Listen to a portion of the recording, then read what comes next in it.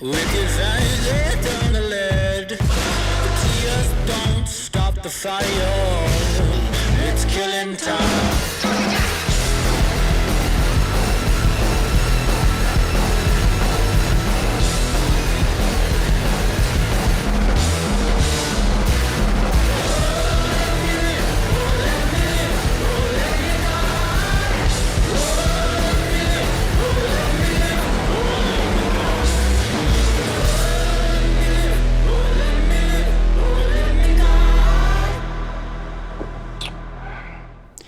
In its second season, Amazon Studios' The Boys hit several major nerves, elevating the series into a whole new stratosphere.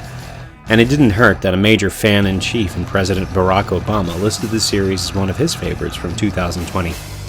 Highlighting a world in which superhero squads have been corporatized, The Boys escalates everything in its leap from Season 1 to Season 2. And to accomplish that leap, the production team needed to push themselves and respectfully create something that was bigger and more intense without sacrificing the quality of the series. First up, costume designer L.J. Shannon talks about designing superhero costumes for the main characters that were both practical and worthy of superpowered humans. But as she explains here, she breaks the infamous rule established by The Incredibles' Edna Mode. There are plenty of capes in The Boys. So with The Boys, obviously you've got a superhero team here, but it's a very gritty show, right? Mm-hmm. It's not like a Marvel sort of cinematic universe superhero take. This is supposed to be very authentic, very real. Was that your governing principle when you looked at these costumes? Was it about practicality, authenticity, rather than just, spandex? Well, definitely spandex was off the docket because spandex is, it's funny because that is a term that a lot of folks use for super suits, and we're kind of allergic to spandex for the most part in my world, mainly so that we aren't getting into that, sort of cheap and cheerful yesteryear look. We really try to elevate our designs. And first of all, I just want to say I'm the super suits designer. I work with very talented costume designers on the show who design the rest of the show, and even have some super suits that they design as well on some of our day players that don't have as much screen time. Okay. So I really work on the main super suits for the 7, and then other characters that come in that are, very important to each season and have a longer sort of lifespan. And then some of them die very tragic deaths. But anyways, honestly, we had a couple of governing principles, and that's a really great way of putting it. One of them was that we actually did want to be able to play with the big boys, with, like you mentioned, the Marvel Cinematic Universe. We actually chose very early on that we were going to become architects of the VOT Cinematic Universe. And so with that edict came the principle that we really wanted our superheroes to be legit. They're not, the show itself, it has comedic aspects clearly, but the super suits weren't meant to be in any way a farce. We really wanted them to be legitimate, cool super suits that could play with the big boys. So, we have some areas where we could push the boundaries a bit, but one of the areas where we never push the boundaries, which you might notice now that I'm saying it out loud, is that we actually are grounded and gritty, like you said. And by being so, we're creating super suits on superheroes that exist in a real world, right? So in other words, they're governed by principles of actual science. In other words, we don't play any of those sort of otherworldly tricks that a lot of other superhero universes employ. We actually base all of our designs and implementation of our designs in science. So for instance, a great example that I bring up a lot is A-Train as a speedster. And so we actually did a lot of research into how we could create a design and implement a design that actually spoke to scientific aspects of how he could be very aerodynamic and also protect himself from the heat and the friction that occurs when you're traveling, at the speed of light and sound. So basically we employed things like divots on golf balls are there so that they can become more aerodynamic. So we incorporated that into his custom materials on his suit. And even his armor, we made it translucent, not to be confused with the character, so that it had a feeling to it that it was something different than what armor is customarily made out of. It's meant to feel sort of ballistic gel-like so that it could actually protect him from the heat that's generated from moving so swiftly through space and time. Right. So how do you decide on a material that feels, that looks like it has some protection to the body, in practicality, and if we're in a real world, but also gives the actors some play and room to move so that they're not just, stiff and encased in rubber? Yeah, no, that's a really good question. And that's something that we work really hard to engineer right into the design. So when I'm with my concept artists, Gina and Greg, we actually, they laugh at me all the time because I will be in their room, like throwing kicks and punches and, like putting my hand on their shoulder to be like, well, it has to end there because remember your arm's going up here. And so as we're literally in the very early design stages, we're already taking into consideration the actual silhouette of the suit and where all of the pieces might have to lay for the body to be able to move. And then we incorporate into that the materials, like you were saying. A lot of the sculpted elements that look as if they're armor are actually semi-flexible materials, so they're not completely rigid. We try to give them as much of a lightweight quality to them as we can without tipping our hand into making them look as if they're lightweight or look as if they're not, actually tactical. Because there's something to be said for, you see it in movies all the time, a gal's carrying a purse and you can just tell that there's nothing in it, so we do have to give some weight to the pieces to give it that, that gravitas and that authenticity. But we're always sort of dancing that line between functionality and form and making sure that it's a marriage of both things. So one of my all-time favorite movies is Pixar's The Incredibles. And Edna Mode is the super suit designer of The Incredibles. And she has an edict. You know what that edict is? Oh, gosh, remind me. No capes. Never capes. And then they go through this montage of all her supers who wore capes getting sucked into turbines, right. Ripped apart. The boys have capes. You violated Edna's edict. What's going on with the capes? Funny, because a lot of people call me Edna, which is kind of cute. Yeah, well, hey, listen, she might say no capes, but I'm here to tell you capes are a classic, iconic superhero genre element that oftentimes really helps tell the story immediately. You see somebody in a cape and they're a superhero or a magician. And since the suits look so cool, you pretty much figure out they're a superhero. Right. So, really with each character, we study what's the right choice. So for instance, the Deep does have a cape in the books, I'm pretty sure, which we got rid of.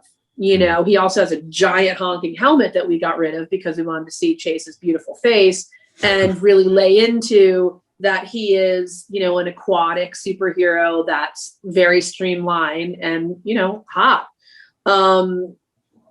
Homelander, he has that American flag cape in the books, and we just kicked it up a notch to really lay into that American flag iconic kind of vibe that then plays with the more fascist eagles, so that at first blush you see Homelander and you think, oh, he's all American. And then as you get to know him and his personality, you can start looking at the visual references and go, oh, those aren't really American eagles though, are they?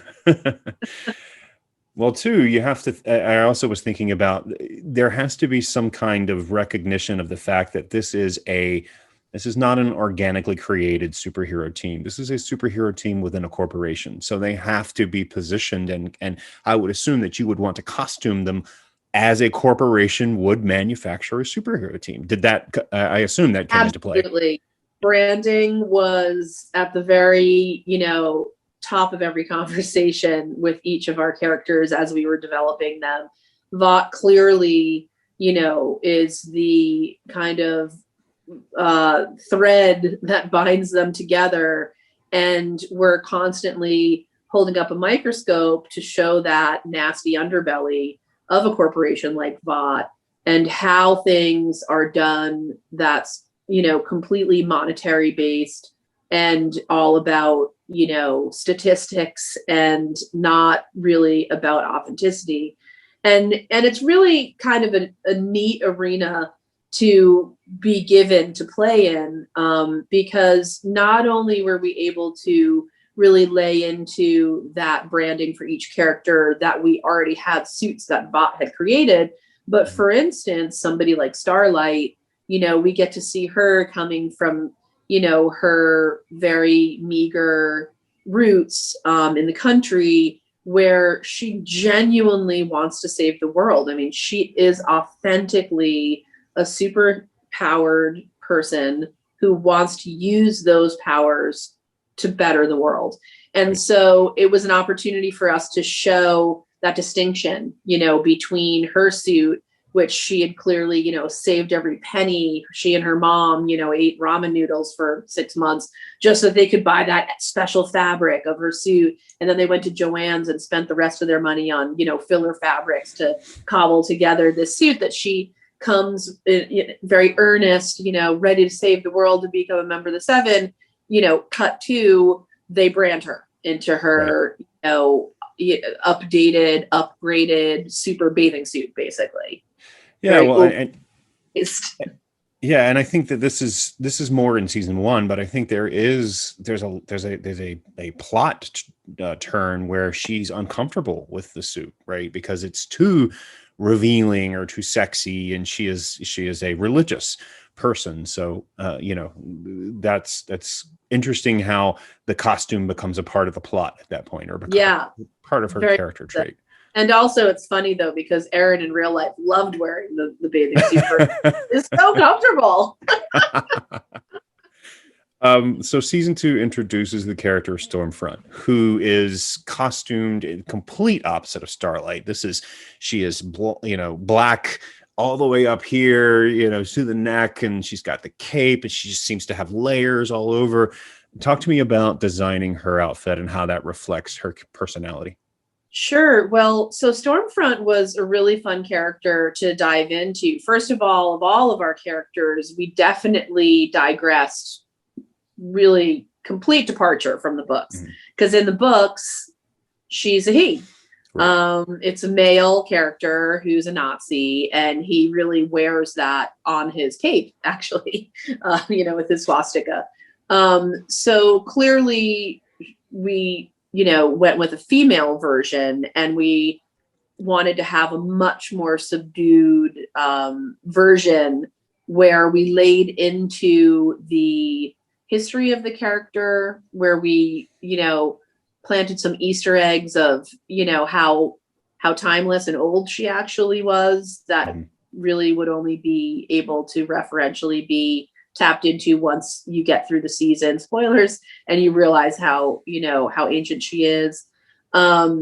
We had some deconstructed iconography of some, symbolism on her suit that wasn't spot on the nose, but that, played into sort of an evocative, there's so much energy in anything that you put on any actor who's playing any character. And I address the design of our superheroes the same way I would a period piece, the same way I would a contemporary piece. It all has to come from character development. So I really think that when you look at it energetically like that, and you make choices for the character and how they present themselves from that perspective, and have that be your sort of jumping off point, and then you dive into making sure it looks cool and badass and all of the other stuff, while also infusing a little bit of DNA of each of the characters in the source material and canon, it brings an energy to the character that I hope is something that the audience members can feel when they're viewing the show. And somebody like Aya is so fun to work with, because she's really an actor's actor. She's really very cerebral about her approach to her characters. And so it was really neat having somebody like Aya to jump into this journey with on Stormfront. So it went beyond just our initial notes of, let's make sure she's dark, kind of like a cat suit. Let's have her be, battle scarred. And it really kind of came to life when we started doing all of the exploration together. Mm-hmm. She's got partially shaved head. Was that a collaboration between you and hair and makeup, or is that just what they decided? So that's something that Gina, my concept artist, and we did a bunch of research on hairstyles. And, I always feel a little bad because I do it before the hair and makeup folks are in their prep yet. Isabel, no barking. But I always try to affect a mood when I'm doing concept art, for the character. So I actually oftentimes I have a lot of hair myself. So I personally do a lot of research. I oftentimes wear my hair in crazy Viking braids and stuff. So I actually think that hair is a really important part of a character. So I will do research on hair, and then Gina will put that into our rendering. And it's something that oftentimes people get so used to seeing that they kind of get married to it. And luckily, Corolla is such a good sport. She's our, hold on a second. Isabel, no barking. Luckily, Corolla, who's head of hair and is a genius, is also a great sport. So she tried several different looks on Aya, and we ended up going with the shaved head. So, closing question for you. You're dressing up for Halloween. Are you a Queen Maeve? Are you a Starlight? Are you a Stormfront? Queen Maeve. Queen Maeve. Yeah, because you're not going to think it's very cool, honestly, because her whole bodice is sculpted, which would hide the wobbles. That's why. I ain't getting into anybody's cat suit anytime soon. Excellent. I love that. Next, stunt coordinator Tig Fong reveals what most inspired him to create the stunning action sequences featured within the second season. Plus, how exactly does one drive a speedboat into a beached whale? So when we're talking about all of the very creative stunts and fight coordination you have to undertake for the boys, how closely do you work with the individual director of each episode to sort of ensure that you are providing the physical representation of what their vision is for that episode? By season 2, of course, which the pilot was shot by Dan Trachtenberg, we had very, very lengthy discussions about how things should look and so on. But certainly by season 2, we've kind of hit a style, if you will, and a motif. Nevertheless, it's always a point of mine to make sure that I speak to the directors, the incoming directors, and see what their vision is for something. Some of the biggest scenes that we had in season 2 were directed by Steve Boyum, like an OG stuntman from Apocalypse Now. He was one of the surfers that Duval sent out to surf amongst the mortars, and he was my director on 203. And a lot of those big sequences, he's like, yeah, bigger, bigger, bigger. And it's like, you got it. So, we worked very close together in creating those really big action scenes. So when you're thinking about, and this is of course extends from not only from season 2 but season 1 as well, but when you're thinking about a particular fighting style for an individual character, how do you design how that character would interact with, in a fight? Do you go back and look at the original graphic novel? Is that, inspiration of your own? How does that whole process start? It's multifaceted, that process. For certain, when I first learned about the show and they were speaking to me about it, I went out and I got the entire graphic novel series. I was, very interested to learn about the characters and their backgrounds and what they did. Interestingly, as you know now, if you've watched the show, we don't slavishly follow the graphic novels, but certainly the characters are a lot of the similar powers and certain. So what you'd have to do then is you're kind of like, well, how do we manifest these powers at least in a live action show, right? So obviously flying suits will need to do wire work and maybe some transition to CG if they're just like rocketing across the sky at like the speed of sound, like Homelander would. Then you have characters like Butcher, who has like a British military, Secret Service, maybe SAS kind of background. So when you're designing those fights, you're going to want to borrow some like legitimate fight techniques from their training. But then, that's always tempered by Carl Urban's, feeling of, well, but yet Butcher doesn't care about if he hurts himself, so he might be reckless about applying these things. Also been a lot of years since he's done it. So we really try to layer these things in to create an authenticity to the movement and to the fight styles and so on, to really kind of give each character a different style and a different feel. How much of the actors, obviously there is a safety consideration with actors, but how much of them are doing their own stunts versus, and there's a lot of stuff that goes on. So clearly they're not doing all of it, right? But are there certain actors that are doing more than others? And here's the thing, right, is that we always want to see the actors do as much as possible. Mm-hmm. And when you have, it's the right kind of action or the right kind of actors in this case, which we had many of on The Boys. Everybody wanted to do as much as they could, and that was the really awesome thing for me, because now it's like, all right, well, let's have a discussion. And to take, for example, for Anthony Starr's stuff, that's all him flying, of course. It's all wire work that, we had to get him comfortable with and make look good for him. And then for Karen Fukuhara as the female, she had a double, Irma Leong, who did a lot of the hard impacts, like being ratcheted into walls and cars and so on. But everything else you saw, including the tilt-a-whirl Ranata armbar, which she did in season 2, that actually was Karen.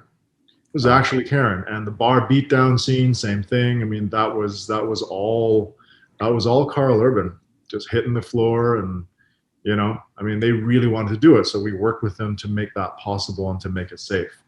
Yeah, it makes it more authentic when they actually do it too. Mm-hmm. So you kind of alluded to this before, but how did the stunts evolve from season 1 to season 2? I think the biggest difference, well, the most obvious difference to the audience would simply be how much there was. By volume, and more than volume, by scope. So we didn't do stunts more often, but when we did stunts, we certainly did them a lot bigger. That was the mandate after season 1. They're like, well, Sony and Amazon, we love what you did. Can we have like more? Can we have twice as much? So I think that was really the biggest change, if you want to call it a change or evolution thereof. Certainly the female, we started to see some more of her powers.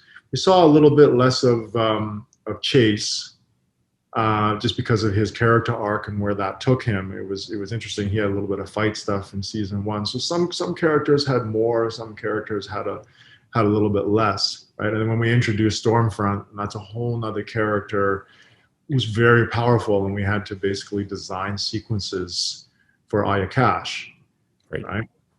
So season 2 also brings us the scene that everybody talked about, which is the whale scene. Tell me about designing that horrible, wonderful sequence. Yeah, it is now, and even in interviews, I refer to it as the perhaps now iconic whale scene, because absolutely. I remember reading it.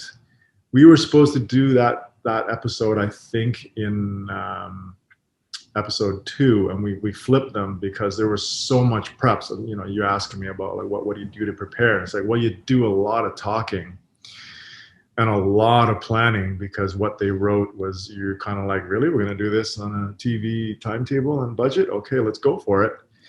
But we needed a little bit extra time, so we actually pushed it back in the schedule, and started talking about the very intricate dance of where practical stunts and effects would leave off, and where CG might pick up, where we might have special effects. So you've got real speedboat with a large boat and speedboat with a helicopter chasing it, with real actors on it, and then also stunt players on it. You've got a CG whale coming out of the water, but you have real Chase Crawford riding on the back of part of the whale mock-up. Mm-hmm. Finally, you have an impact of that real speedboat towed by the special effects department into the side of the whale, and real stunt people being launched into it. By the way, a 50-foot whale that they built for this scene. That was actually there. That was not, wow. There was no trickery there, and that was Chase Crawford standing on top of the whale while the speedboat is going towards us. So a lot went into that. A lot of builds. Our VFX team led by Stephan Fleet. I mean, their work is just phenomenal. Watching it, I was there when we were shooting. It was almost hard to kind of see where the seams were, where we went from the practical to the VFX. I'm very proud of that scene, and the scene right after it, because it leads into the apartment complex fight scene, which there's so much destruction. A lot of that destruction was real.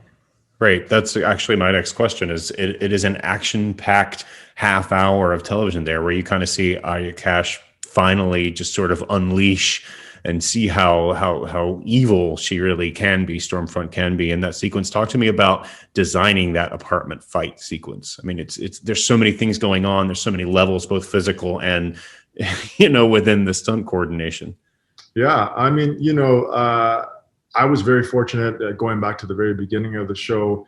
They knew what they wanted to see the fights. They wanted to see they knew what they needed to see in the fights in terms of the story points that you had to hit, right, to continue the story. But as far as like what the movement was going to be, what the action was going to be, they left that to me.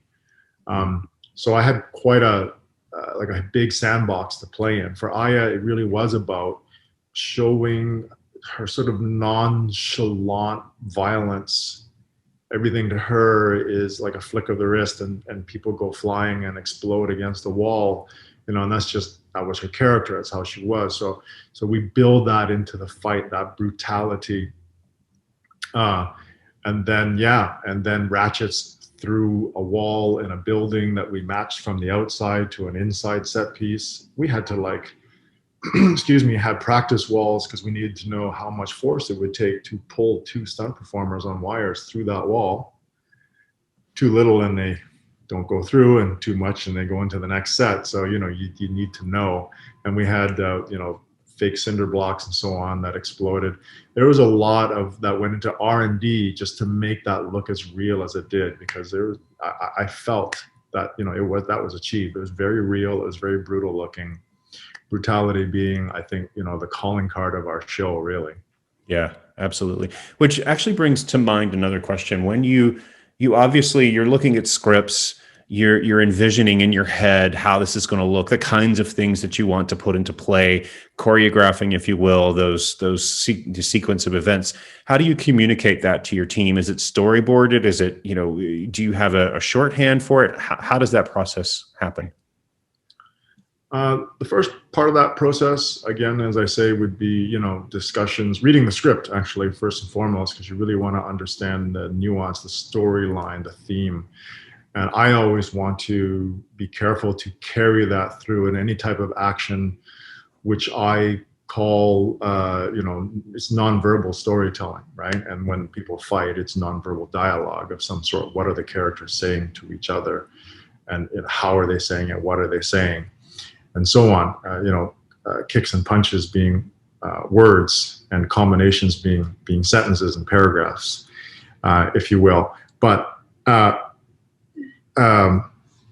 building these sequences, I want to talk to the actors. I want to talk to the director. But after that, it really is. I did all the fight coordinating as well as the supervising stunt coordinating, and I would build these fights and build these conversations in my head. And then what we would do is we would shoot very, very detailed previs. I call it shooting the movie before the movie. We took it to a level that, we had our own little production team, if you will, my own my own camera person and editors and so on, and we would go into a space, wherever that might be, sometimes location, and we would shoot the movie complete with the camera angles and the edits and even placeholder VFX, so that our producers and directors could see really what the final product was going to look like. And I'm proud to say that if I could show you the previs and the final product, you would see the fidelity between the two. When that happens, then that is a proud moment for me, because I know that I did my job correctly, that I sold my vision to them in terms of how it should look. Awesome. So, closing question for you. You in the finale, in the last episode of the second season, you have this massive sort of the first time where we've got all of the major characters coming together and fighting each other, different styles, all collaborating, the women standing together, the men off doing their own thing. How complicated was that to orchestrate for that? And it's an extended sequence. I think it's 20, 30 minutes. I mean, it's a long sequence. How complicated was that? What kind of steps did you take to sort of ensure that the stunts properly supported that shift and that monumental moment in the narrative? We did actually several. That was a fight because it was so important. It said so much of every character. It was a culmination of kind of what everybody wanted. Now the mask is off of Stormfront, and everyone's sort of united for their own causes, which ideally, or intrinsically, is love, really, and family. Even Stormfront, as sick and twisted as she was fighting for this family she thought she was going to have with Homelander and his son, right?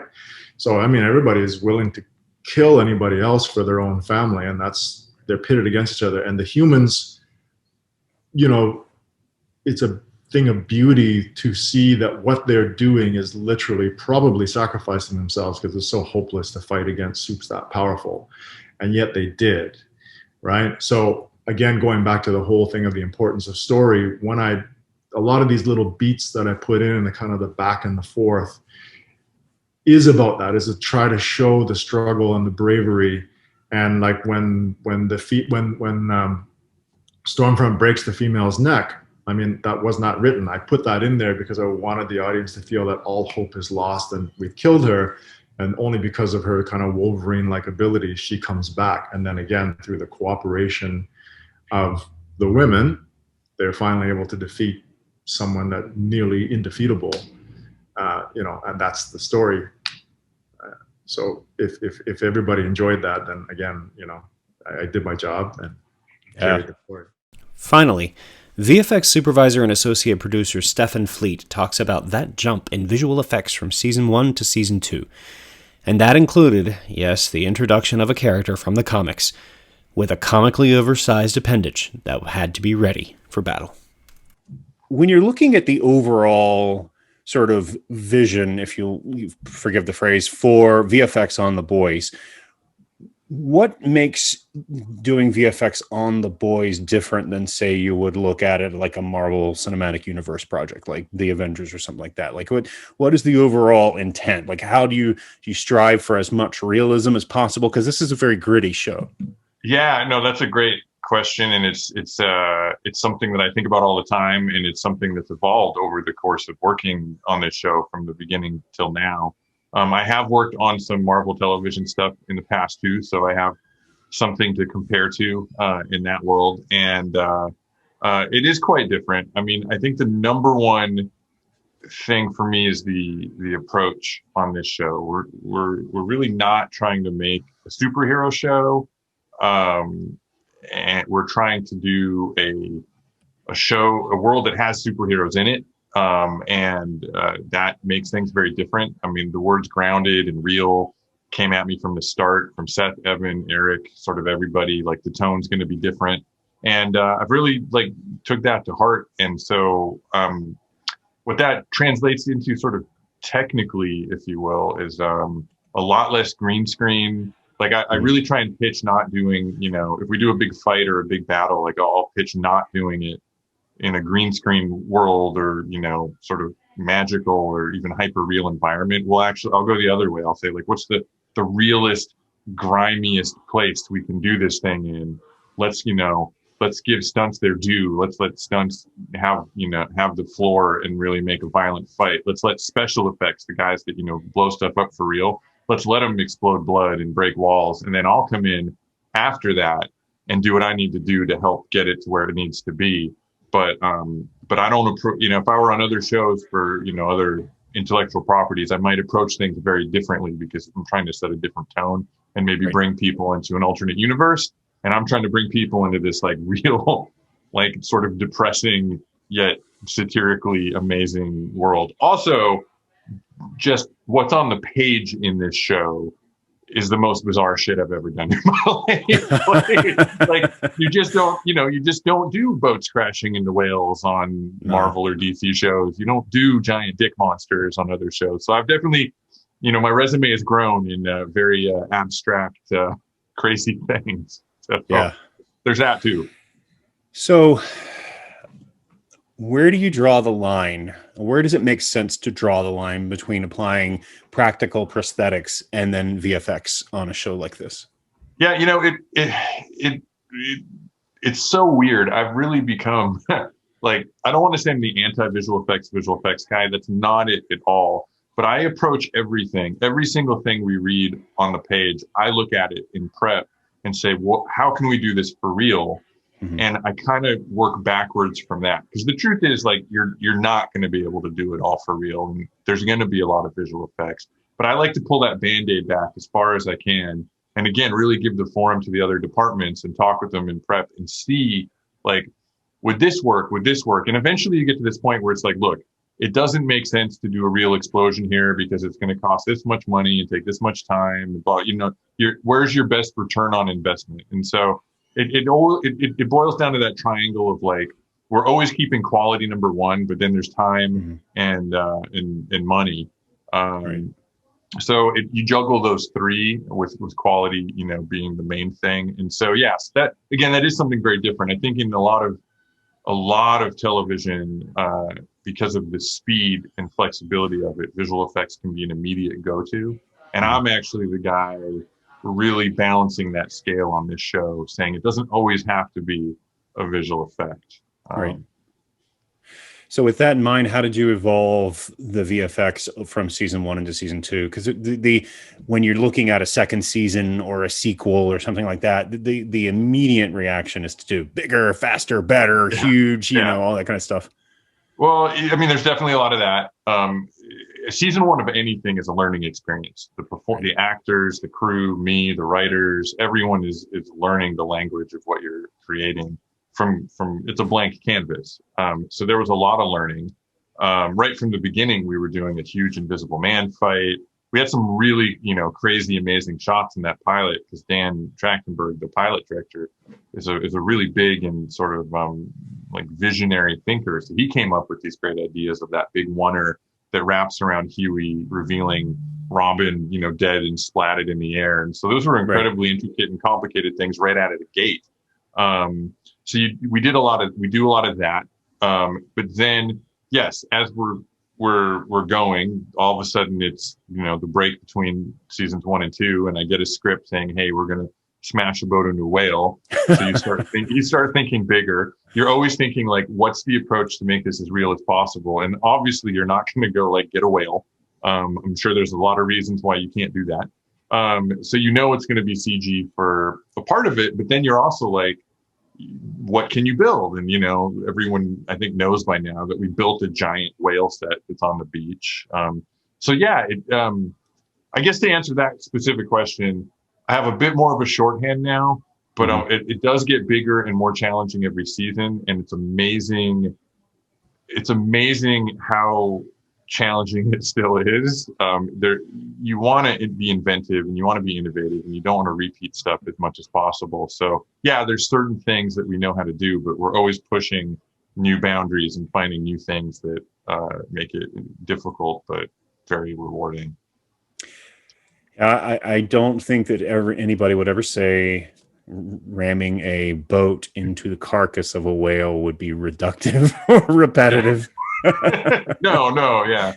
And it's funny, I keep latching onto that one because it obviously was like a big moment in my life and a big moment in the show. But there were so many things that we did throughout all the seasons, but especially last season, we went to this mental institution where we had a guy's acid face burning it off, and again a giant dick monster, and we did some real flame work. A lot of this stuff we did. The reason I don't talk about Lamplighter so much is because that's an area where I really pushed hard, and a lot of his powers were actually real fire. When he lights himself on fire, when he immolates himself, that's real. There's a stunt guy that they put a special mask on that lit himself on fire and sat there for, I want to say, like a solid 20 seconds before they had to put him out. And we did like this much work in visual effects just to hide the seams on the suit that he was wearing. But that's a perfect example of not doing visual effects, where on many other projects that probably would have been a visual effect, right? So just so many things. While my mind wildly wants to go back to that moment of what's the psychology of a man that will light himself on fire for an extended period of time, but we're not here to talk about that. You've mentioned a couple of times what I'll call now the dick monster. We called it, just to be fair, we called it the tentacle when we were working on it, because that was a more polite way with our vendors to discuss me. But yeah, it's a dick monster. Yeah. Talk to me about creating that. Like, I know that's a character from the comics. Yeah. I don't think he does that though in the comics. Love Sausage is just this Russian dude in the cape who has a big unit, but it doesn't actually like tentacle out and become, a monster. So that was the wonderful mind of Eric Kripke and his band of merry writers that came up with that one. It's funny. That was an instance where I knew there was going to be a lot of tactile work, a lot of touching and grabbing of this thing. So I was one of the foremost proponents of creating a prosthetic piece, which we did. Excuse me for a second. We actually created quite a few different lengths of prosthetics to use in different situations with that piece.